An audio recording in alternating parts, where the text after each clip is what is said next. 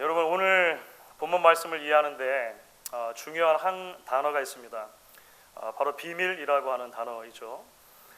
여기서 비밀이라고 번역된 헬라어 단어는 미스테리온이라고 하는 단어입니다. 영어 단어의 미스테리의 어원이 되는 단어입니다. 보통 오늘날은 이 미스테리라고 하면 이해할 수 없는 불가사의한 일들, 신비 현상들, 수수께끼 같은 현상들을 보통 말하곤 합니다. 그래서 UFO의 미스테리, 공룡 멸종의 미스테리, 피라미드의 미스테리, 뭐 이런 방식으로 미스테리라고 하는 단어가 사용이 되죠. 문학의 한 장르로도 미스테리라고 하는 표현이 사용될 때가 있습니다. 그것은 어떤 쉽게 풀리지 않는 수수께끼 같은 사건을 이제 잘 풀어가는 형식의 이 문학을 보통 미스테리, 추리 소설이라고 번역을 그래서 보통은 하게 됩니다. 여러분 그런데요, 사실 우리 헬라어 단어에서 미스테리온이라고 하는 단어는 사뭇 다른 의미를 가지고 있습니다. 그 본래적인 의미는 감추어져 있는 지식이라고 하는데 조금 더 그 의미가 가깝습니다. Secret knowledge이죠. 감추어져 있는 지식.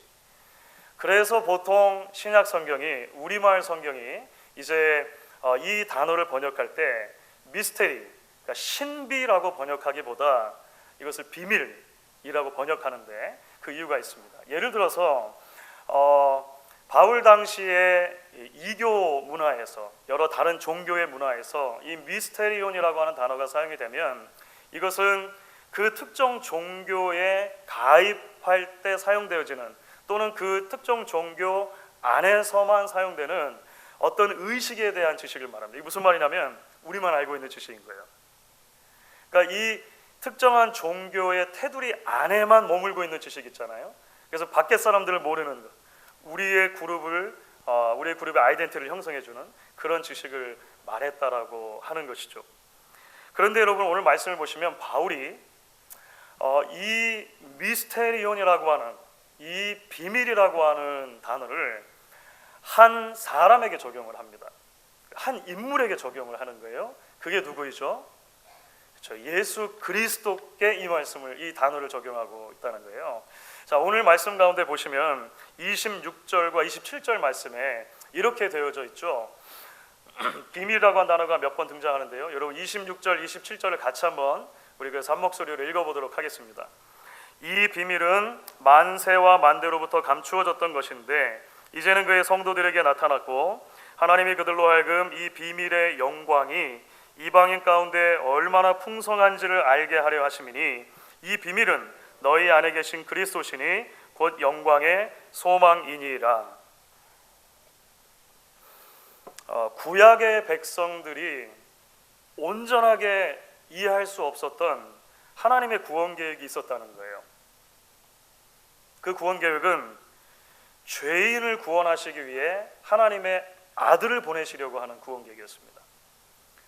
그 아들이 십자가의 죽으심으로 죄인을 구원한다라고 하나님의 계획이 있었다는 거예요. 근데 구약 안에 있는 정보만 놓고 보면, 특별히 율법을 놓고 보면은요, 나무에 누군가가 달려 죽었다라고 하는 것은 그것은 하나님의 저주를 받은 것입니다. 그렇죠. 그런데 하나님의 아들이 그 십자가에 달려 죽으신다는 거예요. 그 십자가의 죽으심으로 죄인을 구원해 주신다는 거예요. 구약의 백성들은 그래서 이해할 수 없었던, 구약의 백성들에게는 상당 부분이 감추어져 있었던 비밀, 그 구원의 계시가 예수님 안에서 나타났다는 거예요. 그래서 바울은 예수님을 하나님의 비밀이라고 말하는 것입니다. 그렇죠? 예수님이 하나님의 비밀이다, 이렇게 설명을 한 거예요. 자, 오늘 그렇기 때문에 그런 의미에서 오늘 바울의 표현을 보시면 우리가 주목하지 않을 수 없는 특별한 표현들이 있습니다. 어떤 표현이냐면요, 오늘 함께 읽었던 그 말씀 가운데 너희 안에 있는 예수 그리스도라는 표현이 납니다. 그렇죠? 너희 안에 있는 그리스도. 또 하는 표현은 이것이죠. 하나님이 성도들로 하여금 이 비밀의 영광이 이방인 가운데 얼마나 풍성한지를 알게 하려 했다. 여러분 좀 구문이 어렵죠? 이게 무슨 말일까요? 바울이 말하고 싶은 것은 이것입니다. 신앙이라고 하는 것은 결국 무엇인가? 신앙은 결국 우리 안에 계시는 하나님의 비밀 그리스도를 끊임없이 알아가는 과정이라고 하는 거예요. 바울은 그렇게 말하고 싶은 것입니다. 우리를 그분으로 채우는 과정이 신앙이고, 그분이 얼마나 영광스러운가라고 하는 것, 우리 안에 비밀로 주신 그 그리스도께서 얼마나 크신가, 얼마나 영광스러운가라고 하는 것을 날마다 경험하는 것, 그것이 신앙이다라고 바울 말하는 거예요. 여러분, 전 세계가 신종 코로나 바이러스 때문에 참 어지럽습니다. 상황이 계속 지속되고 있기 때문에, 이것이 지금도 그 현재 진행형이기 때문에 함부로 뭔가를 말씀드리는 것이 대단히 조심스러운 시기인 것 같아요. 다만 가장 큰 고통을 받고 있는 중국을 비롯해서 세계 곳곳에서 확진 환자들이 있는데, 그들이 속히 치유가 되고 삶의 안정을 되찾을 수 있기를 기도합니다. 우리가 그렇게 기도해야겠죠. 또한 이 상황으로 인해서 마음의 평안을 뺏기고 공포와 두려움 가운데 사로잡혀 있는 많은 이들의 마음에도 만유의 주가 되시는 우리 하나님께서 주시는 평강이 있기를 기원합니다. 우리가 그것도 함께 기도해야 될 줄로 압니다. 그런데요, 제가 이 와중에 이런 뉴스 하나를 보았습니다. 사실 이제 공포심이 커지고 있지 않습니까? 이 두려운 마음이 굉장히 커지고 있는데, 이 공포와 두려움을 이용해서 한국의 인터넷 중고 거래 사이트에 기도를 판매하는 사람들이 생기기 시작했다는 거예요. 그리고 그런 뉴스 들어보셨습니까? 약 일주일 전부터 이런 현상이 일어나고 있는데요. 쉽게 말하면 이거예요. 인터넷 결제를 해가지고 돈을 보내면 코로나 바이러스에 감염되지 않도록 기도해준다는 거예요. 이게 최하 200원부터 시작해서 10,000원짜리까지 현재는 기도가 종류별로 존재한다는 것입니다. 그래서 제일 비싼 그 10,000원짜리 기도에는 이런 약속이 붙어 있다고 그래요. 구매자가 신종 코로나에 감염되면 5배 환불. 예? 여러분, 한 기독교 신문사의 기자가 이게 진짜인가 싶어가지고요, 진짜 해본 거예요. 한 신문사 기자가 그래서 진짜로 해본 것입니다. 몇 개를 시도해 보았는데 400원짜리 기도를 신청을 하고 400원을 보냈더니 얼마 지나지 않아 가지고 확인 메시지가 딱 문자로 오는 거예요. 지금 000님을 위해 기도드렸습니다. 확인 메시지가 오는 거예요. 어떤 경우에는 아예 기도문이 날라왔대요. 기도문이 자기에게 날라왔는데 이런 내용인 거예요. 요즘 이 위험한 시기에 000님이 코로나에 안 걸리도록 도와주세요. 남들 다 걸려도 000님은 코로나 의심의 여지도 없이 안 걸리게 해주시고, 확진자나 의심자와 접촉을 해도 000님만 안 걸리게 해주세요. 이건 500원짜리입니다. 500원짜리 기도라고요. 자, 여러분 어떻게 생각하십니까?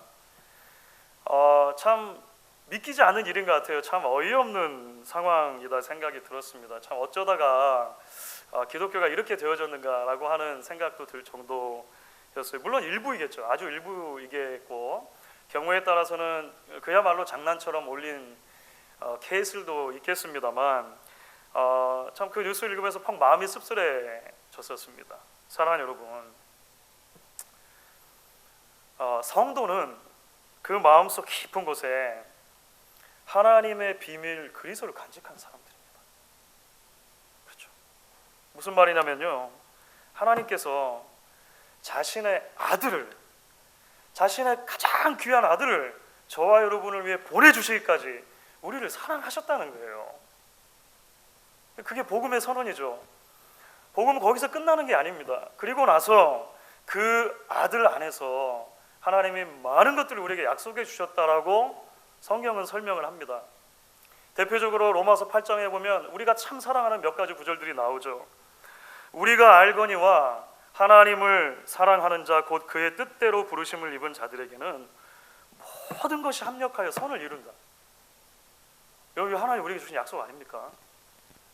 자기 아들을 아끼지 아니하시고 우리 모든 사람을 위하여 내주신 이가 어찌 그 아들과 함께 모든 것을 우리에게 주시지 아니하겠느냐?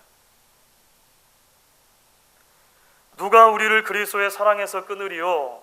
환난이나 공고나 박해나 기근이나 적신이나 위험이나 칼이랴. 더 이어지는 말씀에서 아무것도 우리를 그리스도 사랑에서 끊을 수 없다. 여러분 그렇게 약속해 주시잖아요. 여러분 성도의 신앙 여정은 하나님이 주신 이런 약속과 우리 삶의 괴리를 믿음으로 맺고 가는 과정이죠. 그렇죠. 참 평안은 인터넷 사이트에 올라올 500원짜리 아니 10,000원짜리 기도를 산다고 해서 오는 게 아닐 것입니다.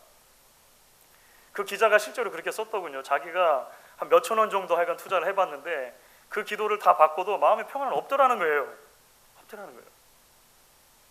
우리 안에 계신 하나님의 비밀을, 그 그리스도를 우리가 깊이 알아갈 때 우리는 비로소 그분이 주시는 평안을 이해하고 누릴 수 있는 것입니다. 예수님이 약속하신 것처럼 세상에 줄 수 없고 세상에 이해할 수 없는 평안 있잖아요. 그 평안을 상황과 관계없이 가질 수 있다라고 성경이 우리에게 이야기를 하는 것이죠. 그래서 여러분 우리는 내 안에 계신 그리스도가 얼마나 크고 놀랍고 영광스러우신지를 날마다 더 깊이 묵상해야 합니다. 사실 우리는 자꾸 문제를 묵상하는 경향이 있어요. 그렇죠.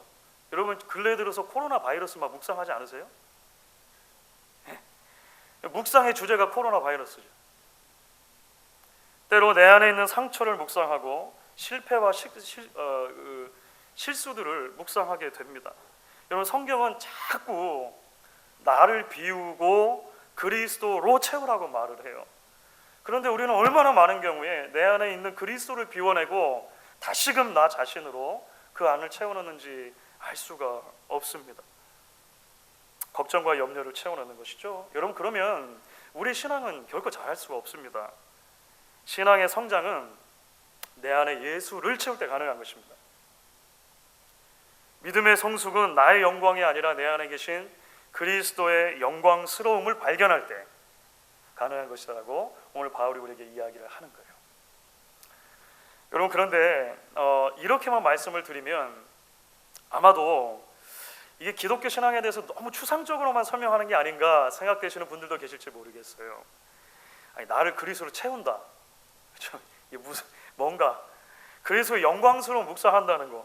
이게 너무 뜬구름 잡는 이야기가 아닌가. 너무 우리의 구체적인 삶과 동떨어져 있는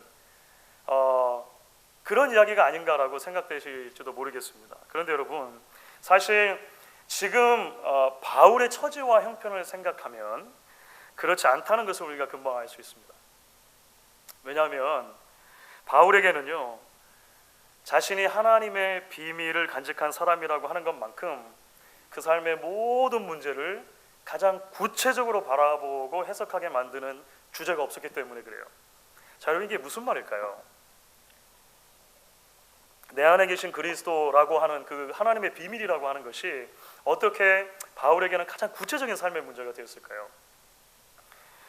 먼저 바울은요 하나님의 비밀인 그리스도 때문에 삶의 목적과 방향을 분명히 세울 수 있었습니다. 내가 뭐하고 살아야 되는 사람이냐라고 하는 것을 바울은 내 안에 계신 그리스도 때문에 깨달았다고 하는 거예요. 저희 큰아들이 벌써 그 대학교 2학년이 됐습니다. 보통 이제 저나 제 아내나 자주 그 통화를 하는 편인데 지난주에는 아마 한 주간 정도 이렇게 통화를 못한 것 같아요. 근데 이제 어제 엄마한테 전화를 했다고 합니다. 그러면서 지난 한 주 동안 사실 좀 너무 바빠가지고 전화를 못했다 이렇게 이야기를 했다는 거예요. 그래서 왜 뭐 때문에 바빴니 이야기를 했더니 아들이 그런 얘기를 전해줬다는 거예요. 이제 2학년이 돼서 전공을 결정할 시기가 되니까 학교의 교수님들과 카운셀러하고 특별히 지난 한 주간 동안 계속 만나는 일들이 있어서 조금 분주했고 그래서 한 주 동안 전화를 못 드렸어요. 이런 얘기를 했다는 거예요. 여러분 전공을 결정한다는 것은 내 삶을 계획하면서도 대단히 구체적인 미래의 설정이죠. 여러분 그렇죠? 내가 뭐 하고 살아야 되는가, 내가 앞으로 뭘 하고 살 것인가를 생각하고 결정하는 일은 사실 대단히 이게 추상적인 것이 아니고 아주 실제적인 일입니다. 그래서 이제 엄마가 이야기해 줬다는 거예요. 그렇지, 힘들었겠구나. 신중하게 기도하고 또 잘 듣고 잘 결정해라. 지금까지 그랬던 것처럼 아빠 엄마는 늘 네가 결정하는 것을 응원할 테니까 잘하기 바란다. 이렇게 이야기해 줬다고 그래요. 여러분, 오늘 1장 25절 말씀을 보시면은요, 바울은 자신이 뭘 하는 사람인지를 정확하게 이해하고 있었습니다. 여러분, 1장 25절 말씀 같이 한번 한 목소리로 읽어보도록 하겠습니다. 내가 교회의 일꾼 된 것은 하나님이 너희를 위하여 내게 주신 직분을 따라 하나님의 말씀을 이루려 함이라.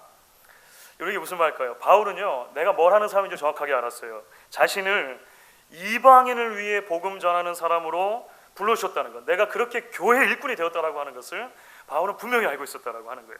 좀 더 구체적으로는요, 내 안에 주신 하나님의 비밀 그리스도, 그 그리스도를 나누어 주는 사역으로 내가 부름받았다라고 하는 거 있잖아요. 그래서 오늘 여러분 함께 읽었던 말씀들 가운데 보시면 1장 28절, 2장 2절 이런 부분들에 계속 비슷한 개념이 등장하는 것입니다. 내 안에 있는 그 하나님의 비밀, 그 하나님의 비밀을 여러분들도 알기를 원합니다. 여러분들도 알기를 원합니다. 이렇게 계속 바울은 이야기하고 있다고 하는 거예요. 그런데 여러분, 사실 생각해 보면 우리는 알게 됩니다. 바울이 원래부터 이런 사람은 아니었다는 거예요. 그렇죠? 바울은 원래부터 그랬던 사람은 아닙니다. 바울은 사실은 철저한 유대교 랍비 훈련을 받은 바리새인이었습니다. 유력한 집안에서 태어났고요, 훌륭한 교육을 받았고요, 게다가 나면서부터 로마 시민권을 가진 사람이었습니다. 무엇 하나 꿀릴 것이 없는 사람이었습니다. 한마디로 늘 자신감과 정의감에 불타는 사람이었다고 하는 거예요. 그리고 그 열정과 그 정의감이 그를 그리스도인들을 핍박하는 자리까지 나가게 했었죠. 그것이 사실 바울의 삶이었습니다. 그런데요, 그런 그에게 삶의 목적과 방향이 송두리째 바뀌어버렸던 사건이 하나 있지 않습니까? 우리가 너무나 잘 알고 있는 그 다메섹 도상에서 예수님을 만난 사건입니다. 거꾸로 사실은요, 예수님께서 그를 만나주신 사건이죠. 그리스도인들을 핍박하기 위해서 다메섹이라고 하는 곳으로 가는 그 와중에 예수님께서 빛 가운데 그를 찾아와 주세요. 그를 만나 주세요. 그의 삶의 한 복판으로 들어와 주시는 것입니다. 성경은 그 사건 이후에 바울이요, 아라비아 광야로 나갔다고 되어 있습니다. 그리고 그 아라비아 광야에서 3년을 보냈다라고 성경에 기록을 하거든요. 사실 이제 그 3년 동안 뭘 했을까에 대해서 여러 신학학자들의 의견이 있습니다만 많은 학자들이 동의하는 부분이 있습니다. 그건 뭐냐면요, 그 3년의 기간 동안 말씀과 기도 가운데 그리스도를 알아가고 구약 성경에 나타난 예수님을 발견하게 됐다라고 보통들 이해를 합니다. 쉽게 말하면 이것이죠. 하나님의 비밀인 그리스도로 가득 채워지는 기간이 있었다는 거예요. 바울에게 그 그리스도가 얼마나 영광스러운가, 얼마나 크신가, 나의 삶을 다 드릴 만큼 존귀한 존재다라고 하는 것을 바울이 깨닫는 시점이 있었다는 거예요. 그래서 그 이후로 이제 사역을 하는 가운데 바울은 비로소 고백할 수 있게 되는 것이죠. 여러분, 바울의 고백 가운데 우리 빌립보서에 나오는 고백이 있습니다. 사실 빌립보서 3장 7절부터 9절 전반부까지의 이 고백은 우리가 너무나 잘 아는 그 내용이라 가지고요. 자, 그래서 세 번역으로 한번 읽어보도록 하려고 그래요. 빌립보서 3장 7절부터 9절 전반부까지 말씀인데요. 세 번역이라고 하는 성경이 이렇게 되어 있습니다. 그러나 나는 그리스도 때문에 나에게 이로웠던 것은 무엇이든지 해로운 것으로 여기게 되었습니다. 그뿐만 아니라 나의 주 예수 그리스도를 아는 지식이 가장 고귀함으로 나는 그 밖의 모든 것은 해로 여깁니다. 나는 그리스도 때문에 모든 것을 잃었고 그것들을 오물로 여깁니다. 그것은 내가 그리스도를 얻고 그리스도 안에 있음을 인정받으려는 것입니다. 그래서 바울은 그 그리스도를 나누어 주고 싶었던 것입니다. 그리스도가 자신을 채울 뿐만 아니라 넘쳐나는 거예요. 잔에 물을 부으면 처음에는 잔까지만 차다가 어느 시점에서 그 잔을 넘쳐날 때가 있죠. 넘쳐날 때. 바울에게는 그리스도가 그런 분이었다는 거예요. 나 하나를 채울 뿐만 아니라 자신을 넘어서는 어마어마한 영광을 가진 분이었다라고 하는 것을 깨닫게 된 거예요. 그래서 자꾸 나눠주려고 한 거예요. 사실 말씀드렸던 것처럼 이것은 바울 당시의 다른 종교의 관점으로 보면 대단히 충격적인 일입니다. 말씀드렸던 것처럼 다른 종교에서 미스테리온이라고 하는 단어, 비밀이라고 하는 단어는 어떤 용법으로 보통 사용됐습니까? 비밀은 우리만 가지고 있는 거예요. 우리 울타리는 번어서면 안 되는 게 비밀이에요. 이건 나눠주면 안 되는 거예요. 그런데 바울은요, 이 비밀이 나눠줘야만 하는 것이라고 깨닫게 된 거예요. 나눠줘야만. 왜냐하면 그 자신을 채울 뿐만 아니라 넘치는 하나님의 사랑, 하나님의 은혜를 하나님의 비밀이신 예수 안에서 보았기 때문에 그렇습니다. 사랑하는 여러분, 물론 우리는 누구나 다 선교사나 목사가 될 필요는 없을 것입니다. 모두가 다 전임 사역자로 헌신할 필요는 없을 거예요. 하지만 여러분, 예수가 그 안에 가득 찬 사람에게 나타나는 하나의 변화가 있다면 무엇일까요? 자신이 선 모든 자리에서 그 예수를 나눠주고자 하는 열망을 갖게 될 것입니다. 이것을 근래에 들어서는 신학자들이 좀 어려운 용어로 미셔널한 교회라고 이야기를 해요. 존재 자체가 선교지향적인 교회. 이것은 사실은 우리 안에 그리스도가 있어서 그것이 넘쳐나는 상태를 말하는 것입니다. 삶의 존재 자체가 선교적인 방향으로 나아가는 것이죠. 우리가 그냥 교회를 다니는 것이 아니라 우리가 선전해서 교회가 되는 삶, 그런 삶으로 성경이 우리를 부르고 있다라고 하는 것입니다. 여러분, 이제 하나님의 비밀인 그리스도를 그 안에 간직했다고 하는 것이 바울에게는 사실 삶의 굉장히 모든 문제들을 구체적으로 바라보게 하는 열쇠였다라고 하는 것, 또 다른 면에서 오늘 말씀 가운데 드러나게 되는 것을 보게 됩니다. 그것은요, 바울이 그 안에 비밀이신 하나님의 비밀이신 그리스도를 간직한 이후로 고난의 문제를 다르게 인식하기 시작했다는 것입니다. 그의 삶 가운데 다가오는 고난의 문제를 다른 시선으로 바라보기 시작했다는 거예요. 여러분, 오늘 말씀 가운데 이제 첫 절이었는데요, 1장 24절 말씀입니다. 우리 1장 24절 말씀 한 목소리로 읽도록 하겠습니다. 나는 이제 너희를 위하여 받는 괴로움을 기뻐하고 그리스도의 남은 고난을 그의 몸된 교회를 위하여 내 육체에 채우노라.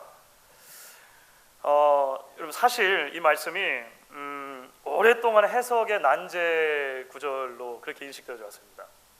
도대체 그리스도의 남은 고난이라는 게 무슨 뜻인가? 사실 이제 영어로 굳이 번역하면 What is lacking in Christ's suffering이거든요. 그리스도의 고난에서 모자란 것, 이렇게 보통 번역이 될 수가 있는 부분이거든요. 이게 도대체 무슨 의미인가? 그 그리스도의 남은 고난을 내 육체에 채운다는 것은 무슨 말인가? 뭐 이런 거 있잖아요. 사실 이게 굉장히 오랜 기간 동안 굉장히 많은 사람들이 갑론을박했는데, 이런 결론만 좀 추려서 말씀드리면 이렇습니다. 바울이 말하려고 하는 거는요, 예수님께서 우리를 위해서 당하신 고난에 좀 하자가 있다든지 모자라기 때문에 바울이 그 모자란 부분을 자신의 고난으로 채워넣어야만 했다라고 말하는 건 아닙니다. 그러니까 자칫하면 그렇게 오해할 수 있는 구문인데 그것은 아니라는 거예요. 바울이 정말로 말하려고 하는 것은 이것입니다. 그리스도의 몸된 교회를 위해서 나에게 아직 고난받을 것이 남아있다, 이렇게 이해하는 것이 맞겠습니다. 그러니까 what is lacking, 부족한 것은 뭐냐면 내가 받아야 할 고난이 부족하다는 게 남아있다는 거예요. 그리스도의 몸된 교회를 위해 내가 받아야 할 고난의 분량이 아직 남아있습니다, 이렇게 얘기를 해요. 이게 무슨 말일까요? 여러분, 그리스도를 전하는 일은 쉬운 일이 아닙니다. 교회를 섬기는 일에는 고난이 따릅니다. 수많은 오해가 생겨나는 일이고요, 오해로 인해서 때로 박해를 받게 되는 일이 생기기도 합니다. 억울한 일을 겪기도 하고 때로 첨예한 공격에 노출되는 일이기도 합니다. 이런 바울은 그 모든 일을 겪었을 뿐만 아니라 거기에 더해서 때로 매를 맞기도 했습니다. 바울은 돌에 맞기도 했습니다. 굶주리기도 했고 헐벗기도 했습니다. 죽을 뻔한 고비를 넘긴 것도 한두 번이 아닙니다. 심지어 지금은 이 편지를 쓰고 있는 현재는 바로 감옥에 갇혀 있습니다. 그렇죠. 이런 예전 같으면 바울이 돈을 주고라도 피하려고 했을 고난이죠.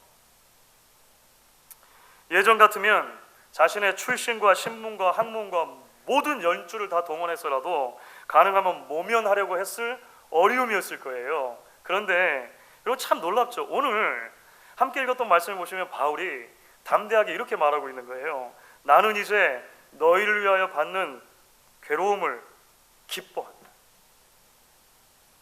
나는 이제 너희를 위하여 받는 괴로움을 기뻐한다.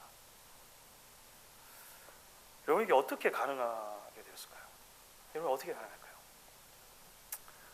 사도행전 9장을 보시면요, 바울의 콜링 내러티브가 나옵니다. 바울이 부름을 받는 이야기, 아까 말씀드렸던 그 다메섹 도상에서 부름받는 얘기인데요, 사도행전 9장 15절 16절에 바울의 부름 이야기에 이런 이야기가 함께 덧붙여져 있습니다. 여러분, 한번 이 말씀을 같이 읽어보시면 좋을 것 같습니다. 주께서 이르시되 가라, 이 사람은 내 이름을 이방인과 임금들과 이스라엘 자손들에게 전하기 위하여 택한 나의 그릇이라. 그가 내 이름을 위하여 내가 그에게 보이리라 하시니. 빛으로 눈이 멀어버린 바울에게 아나니아라고 하는 선지자를 보내시면서 예수님이 하신 말씀입니다. 여러분, 이게 무슨 말씀입니까?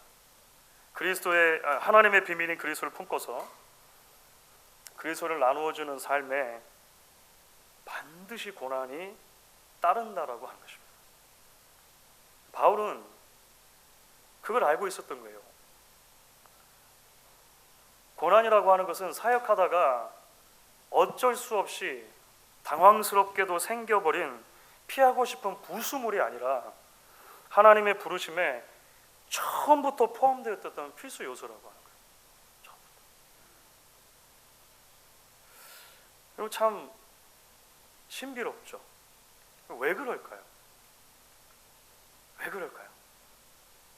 왜 몸된 교회 일꾼으로 부르시는 주님의 부르심이 처음부터 고난을 포함하고 있냐는 거예요. 이 땅에 오신 예수님의 사명이 처음부터 고난과 맞물려 있는 사명이셨기 때문에 그렇습니다. 저와 여러분을 위해 고난당하고 죽으시기 위해 예수님이 이 땅에 오셨기 때문에 그렇습니다. 그래서 주님의 대사로, 주님의 앰베서더로 이 땅을 살아가는 이 제자도의 핵심은 복음서에서 끊임없이 우리에게 뭐라고 말하냐면 자기 부인과 자기 몫의 십자가를 지는 것이라고 이야기하기 때문에 그런 것입니다. 여러분, 말씀을 마무리하도록 하겠습니다. 여러분, 바울이 사실 이제 본인의 서신들의 여러 곳에서 여러 모양으로 자신의 신앙 고백을 사실 하는데요, 고린도후서 4장을 보면 우리가 잘 알고 있는 바울의 또 다른 위대한 고백이 등장합니다. 고린도후서 4장 7절부터 10절까지 우리가 참 사랑하는 말씀이죠. 저도 참 좋아하는 말씀입니다.